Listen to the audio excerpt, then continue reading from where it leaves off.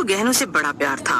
उसे बचपन से ही सुंदर सुंदर हार, झुमके और पायल पहनने का शौक था। एक दिन वो अपने कमरे में बैठकर अपने सारे गहने देख रही थी। वाह वाह, एक तो मैं इतनी खूबसूरत हूँ, ऊपर से ये सब गहने मुझ पर और ज्यादा अच्छे लगते हैं। ऐसा लगता है कि मानो इन्हें मेरे लिए ही बनाया गया हो। सीमा की एक बुआ थी जो कि सीमा से बहुत प्यार करती थी। उनके पास एक सोने की बहुत सुंदर खानदानी पायल थी जो बचपन से ही सीमा को बहुत ज्यादा पसंद थी, पर मांगने पर भी सीमा की बुआ सीमा को वो पायल नहीं देती थी। एक दिन सीमा बुआ से मिलने उनके घर जाती है और उनसे शिकायत करने लगती है। बुआ जी, अब तो मैं बड़ी हो गई हूँ, अब तो मुझे वो पायल दे दो ना, वो मुझे कब से पसंद है। सीमा, मैं हमेशा तुझसे कहती आ रही हूँ कि वो पायल मैं तुझे तभी दूंगी जब तेरी शादी होगी। तेरी शादी पर मैं तुझे वो पायल तोहफे के रूप में देना चाहती हूँ, समझी? ओफो बुआ जी, तो एक पायल के लिए अब क्या मुझे शादी करनी पड़ेगी? ठीक है फिर तो यही सही, अब मैं जल्दी से शादी कर लूंगी। मैं भी तो यही चाहती हूँ कि तू जल्दी से शादी कर ले और फिर मैं तुझे तेरी मनपसंद पायल तोहफे में दे दूंगी। कुछ ही दिन में सीमा पायल के लिए सचमुच में मनोज नाम के एक लड़के से शादी कर लेती है। शादी में बुआ जी सीमा को वो पायल तोहफे में दे देती हैं। शादी हो जाने के बाद सीमा एक दिन अपने कमरे में बैठकर अपने गहने देख रही होती है कि तभी उसकी ननद खुशी खुशी वहाँ आ जाती है। वाह भाभी, आपके पास तो कितने सारे गहनों के डब्बे हैं, लगता है कि आपके पास काफी सारे गहने हैं। हाँ खुशी, मुझे बचपन से ही सुंदर सुंदर गहने पहनने का बड़ा शौक था, इसीलिए मेरे पास इतने सारे हैं। आजा, मैं तुझे भी अपने सुंदर गहने दिखाऊं। सीमा खुशी को अपने सभी गहने बारी बारी से दिखाने लगती है। वाह भाभी, ये सब गहने तो बड़े ही सुंदर हैं। है भी तो ये मेरी पसंद ना, अच्छे तो हो नहीं थे। अरे मेरी गहनों की कलेक्शन में एक से बढ़कर एक आइटम है। मार्केट में कोई भी ऐसी डिजाइन नहीं जिस डिजाइन का गहना मेरे पास ना हो। तभी खुशी की नजर सीमा की पायल के डब्बे पर पड़ती है। खुशी उसे खोलकर देखने लगती है। वाह भाभी, ये तो बहुत ही ज्यादा खूबसूरत सोने की पायल है, मैंने ऐसी पायल तो आज तक नहीं देखी।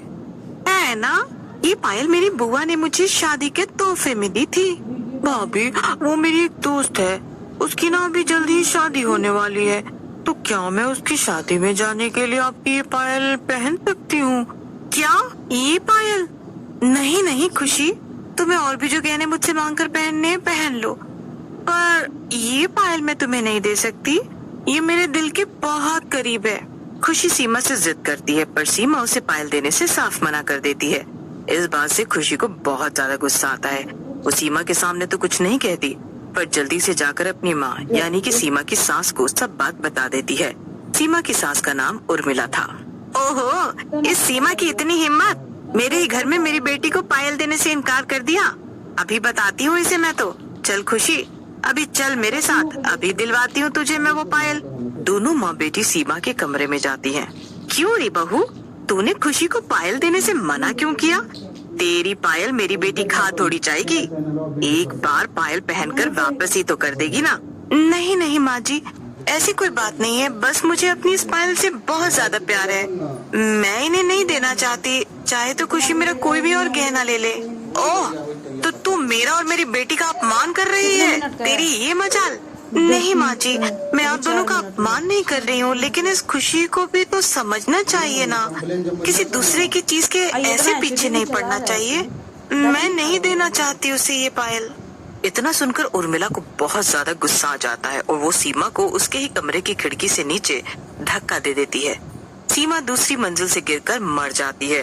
तभी वहाँ मनोज आ जाता है और सब कुछ होते हुए देख लेता है। अरे बेटा चिंता मत कर, मैं तेरी दूसरी शादी करवा दूंगी, और जरा ये सब गहने तो देख जो सीमा छोड़ कर गई है, हमारा तो फायदा ही हो गया। खुशी लपक कर पायल का डब्बा उठा लेती है और अपनी माँ और भाई से कह देती है, माँ और भैया, ये पायल तो सिर्फ मेरा है, इस पर तो शुरू से ही मेरी नजर थी, आप भले ही बाकी गहने अपने पास रख लो, लेकिन इस पायल को पहनकर तो मैं ही घूमूंगी सारे घर में। जरा संभल कर खुशी, कहीं ऐसा ना हो कि सीमा का भूत आए और तुम्हें ये पायल पहनकर सन सन करता। मनोज की बात सुनकर तीनों हंसने लगते हैं। अच्छा चलो चलो, अब पहले सीमा की लाश को ठिकाने लगा दे और उसके घर में खबर कर दे। उर्मिला, खुशी और मनोज सब गहने बटोर कर अपनी अलमारी में रख देते हैं। उधर सीमा मरने के बाद एक चुड़ैल में बदल जाती है और वो उर्मिला, मनोज और खुशी को उसके गहने चुरा कर रखते हुए देख लेती है।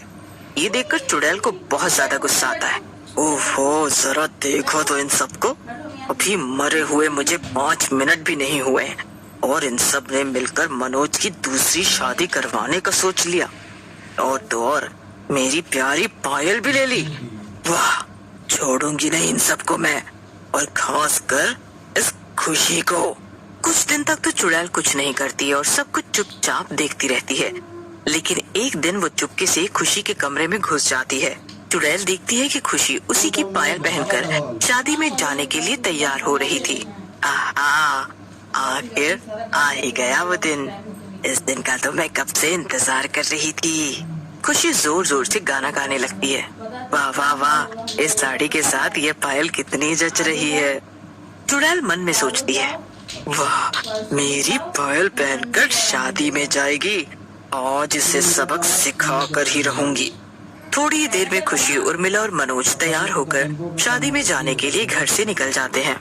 खुशी के पीछे पीछे चुड़ैल भी उसके साथ शादी में चली जाती है। शादी में पहुंचकर खुशी अपने दोस्तों से हंस हंस कर बात करने लगती है और मनोज और उर्मिला शादी का खाना खाने में लगे हुए थे। अब मेरी इतनी भी तारीफ मत करो, आज मेरी नई पूनम की शादी है, जरा उसकी तरफ भी तो देख लो, वो भी तो ठीक ठाक ही लग रही है आज। ये सुनकर खुशी और उसके सभी दोस्त जोर जोर से हंसने लगते हैं। चुड़ैल खुशी, उर्मिला और मनोज को इतना खुश देखकर और भी ज्यादा गुस्सा हो जाती है और वो अपनी पायल में जादू कर देती है, जिससे खुशी हवा में उड़ने लगती है। पायल के साथ साथ खुशी भी हवा में इधर से उधर उड़ने लगती है। खुशी को हवा में उड़ता देख आधे लोग तो डर के मारे शादी से ही भाग जाते हैं और आधे लोग खुशी को देखने लगते हैं। उर्मिला और मनोज भी दौड़कर वहाँ आ जाते हैं। अरे रे रे माँ, ये क्या हो रहा है? कोई बचाओ मुझे, मैं उड़ कैसे रही हूँ? मुझे तो कुछ समझ ही नहीं आ रहा। अरे कोई मेरी बेटी को बचाओ, वो हवा में उड़ रही है, अरे कोई उसे नीचे उतारो। तभी चुड़ैल सबके सामने आ जाती है। चुड़ैल को देखकर उर्मिला और मनोज के साथ साथ वहाँ मौजूद सभी लोग डर जाते हैं। चुड़ैल हवा में लटकी हुई खुशी से पूछने लगती है, आ गया मजा, अब जल्दी से सबको बता कि तूने ये चोरी की पायल पहनी हुई है, वरना मैं तुझे वहीं हवा में मार डालूंगी, समझी? अरे रे, तुम कौन हो? कोई इस चुड़ैल को यहाँ से भगाओ और मुझे बचाओ, मुझे नहीं पता ये सब क्या कह रही है। तभी 2 आदमी लाठियों से चुड़ैल को जोर जोर से मारने लगते हैं, जिससे चुड़ैल का जादू भी टूट जाता है और पायल के साथ साथ खुशी भी जमीन पर गिर जाती है। दोनों आदमी चुड़ैल को कसकर पकड़ लेते हैं और चुड़ैल हिल भी नहीं पाती है। फिर चुड़ैल गुस्से में जोर जोर से चिल्लाने लगती है, छोड़ो मुझे, मैंने कुछ गलत नहीं किया है, गलत तो इस खुशी ने मेरे साथ किया है। अगर आज मुझे इंसाफ नहीं मिला तो मैं किसी को नहीं छोड़ूंगी। चुड़ैल की बात सुनकर वहाँ खड़े सभी लोग हैरान हो जाते हैं। एक लड़की जिसका नाम प्रिया था आगे बढ़कर चुड़ैल से पूछती है, ये सब क्या कह रही हो तुम? कौन हो तुम और खुशी ने क्या बिगाड़ा है तुम्हारा? तभी चुड़ैल फिर से जादू करती है और जो आदमी उसको पकड़े हुए थे वो दूर जाकर गिर जाते हैं। चुड़ैल जल्दी से जाकर खुशी का गला पकड़कर उसे फिर से हवा में लटका देती है। बोल, बताती है सबको सच या मैं अभी तेरा सर धड़ से अलग कर दूं? नहीं, मुझे छोड़ दो, मैं बताती हूँ, मैं सबको सच बताती हूँ, छोड़ दो मुझे, प्लीज छोड़ दो। चुड़ैल खुशी को जमीन पर गिरा देती है। हाँ, ये चुड़ैल और कोई नहीं, मेरी भाभी है, जिसको मैंने मेरे भाई और माँ के साथ मिलकर मार दिया था, और ये पायल भी इसी चुड़ैल की है। तभी खुशी की माँ खुशी से बोलती है, अरे कलमुही, किसका इंतजार कर रही है तू? जल्दी से उसकी पायल निकालकर उसे वापस कर दे। खुशी डर के मारे वो जल्दी से पायल निकालकर चुड़ैल को दे देती है। ये लो, ये तुम्हारी पायल थी और इसे तुम ही रख लो, मुझे नहीं चाहिए, मुझे माफ कर दो। ये सुनकर चुड़ैल वो पायल खुशी से ले लेती है और उन्हें पहन लेती है। आखिरकार मेरी पायल वापस मेरे पास आ ही गई।